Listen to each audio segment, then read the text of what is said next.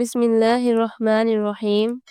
مرد کی پسلی سے عورت کو بنا کے اللہ تعالیٰ نے مرد کو اپنی اس حکمت کا اشارہ دیا کہ میں نے عورت کی تخلیق فرشتوں کی لائی مٹی سے نہیں کی۔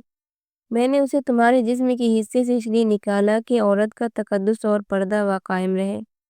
فرشتوں کو بھی خبر نہ ہونے پائی کہ زمین کی لائی ہوئی کس مٹی سے عورت کی تخلیق ہوئی۔ یعنی عورت کے تقدس کی حد تو دیکھیے کہ فرشتوں سے بھی اس کی بناوٹ کا پردہ لازمی قرار دیا گیا، اور عورت مرد کی پسلی سے نکلی جس کی وہ منقوع پسلی کہلائی۔ اب بات آتی ہے پسلی کی۔ عورت پسلی سے ہی کیوں نکلی؟ کیا ٹیڑھا پن وہیں سے ملا؟ نہیں، یہاں بھی حکمت سے خالی بات نہیں ہے۔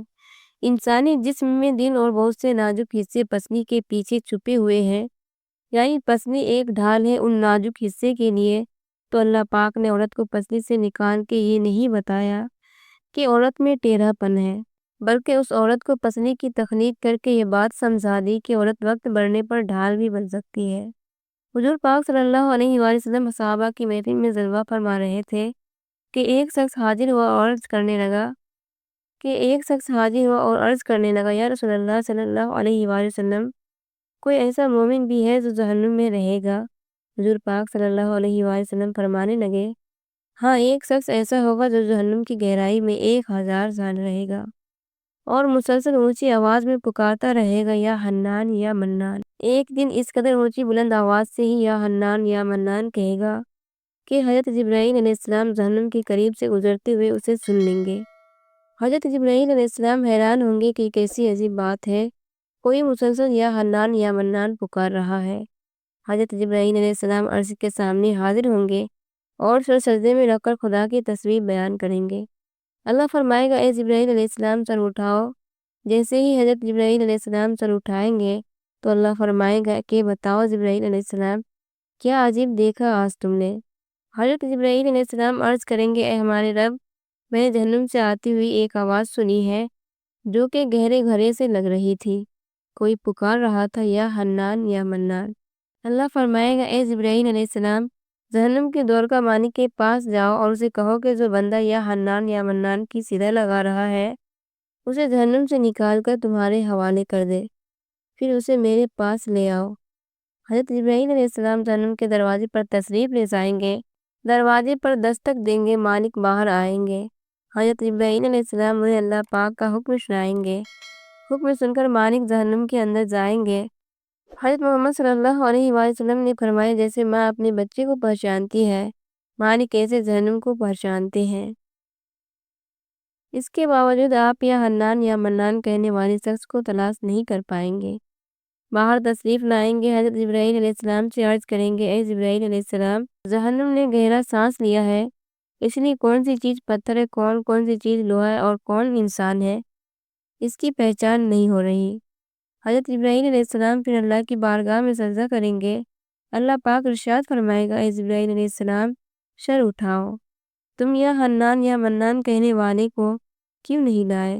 جبرائیل علیہ السلام عرض کریں گے مولا دور کا جہنم مالک نے بھی معذرت کر لی ہے، کہتے ہیں جہنم نے گہری سانس لی ہے، اس وجہ سے پتھر، لوہے اور انسان کے درمیان کوئی فرق نہیں بچا ہے، تو یہ سب جل کر کوئلہ بن چکے ہیں، کسی چیز کی پہچان نہیں ہو پا رہی۔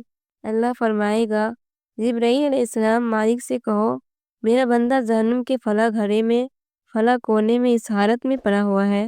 حضرت جبرائیل علیہ السلام جہنم کے دروازے پر جائیں گے اور حضرت مالک کو یا حنان یا منان پکارنے والے کا پتہ بتائیں گے۔ حضرت مالک جہنم کے اندر جائیں گے اور دیکھیں گے ایک شخص ہے، اس کے پاؤں اس کی پیشانی کے ساتھ اور اس کے ہاتھ گردن کے ساتھ بندھے ہوئے ہیں اور جہنم کے سانپ بچھو اس کے ساتھ لیٹے ہوئے ہیں۔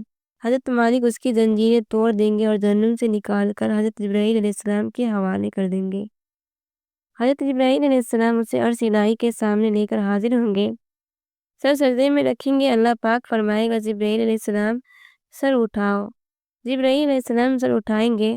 اب اللہ پاک اس بندے سے فرمائے گا اے بندے، کیا میں نے تیری بہترین تخلیق نہیں کی تھی؟ کیا میں نے تیری طرف رسول نہیں بھیجے تھے؟ کیا میرے رسولوں نے تمہیں میری کتاب نہیں سنائی تھی؟ کیا میرے رسولوں نے تمہیں نیکی کا حکم نہیں دیا تھا؟ کیا تجھے برائی سے منع نہیں کیا تھا؟ وہ بندہ ساری باتوں کو مانے گا اقرار کرے گا یا اللہ تو نے میری بہت اعلیٰ تخلیق فرمائی، تیرے رسول بھی تشریف لائے اور انہوں نے تیرے احکام بھی سنائے۔ اللہ پاک فرمائے گا فلاں فلاں گناہ کیوں کیا؟ وہ عرض کرے گا یا اللہ میں نے اپنی جان پر ظلم کیا جس کی سزا میں مجھے جہنم میں ڈال دیا گیا۔ اے اللہ اس کے باوجود میری امید نہیں ٹوٹی، مجھے تیری رحمت سے امید تھی، میں یا حنان یا منان پکارتا رہا۔ مولا تو نے مجھے اپنے فضل سے جہنم سے نکالا ہے، یا اللہ مجھ پر رحم فرما۔ اللہ پاک فرمائے گا اے فرشتوں گواہ ہو جاؤ، میں نے اس پر رحم کیا اور اسے معاف کر دیا۔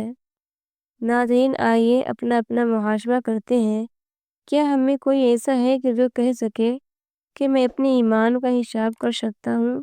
اپنے گریبانوں میں نظر ڈالیں، کوئی ایسی خوبی جس پر ہمیں یقین ہو کہ ہمیں دوزخ میں نہیں ڈالا جائے گا۔ ہزاروں سال کی عبادتیں بھی رد ہوتی دیکھی گئی ہے، تو بس اللہ سے دعا کرتے ہیں کہ اے اللہ ہم جانتے ہیں کہ اگر ہمارے ایمان کا سخت حساب لیا گیا تو یقیناً ہم نہیں بچ پائیں گے، ہم بے حد گنہگار ہیں۔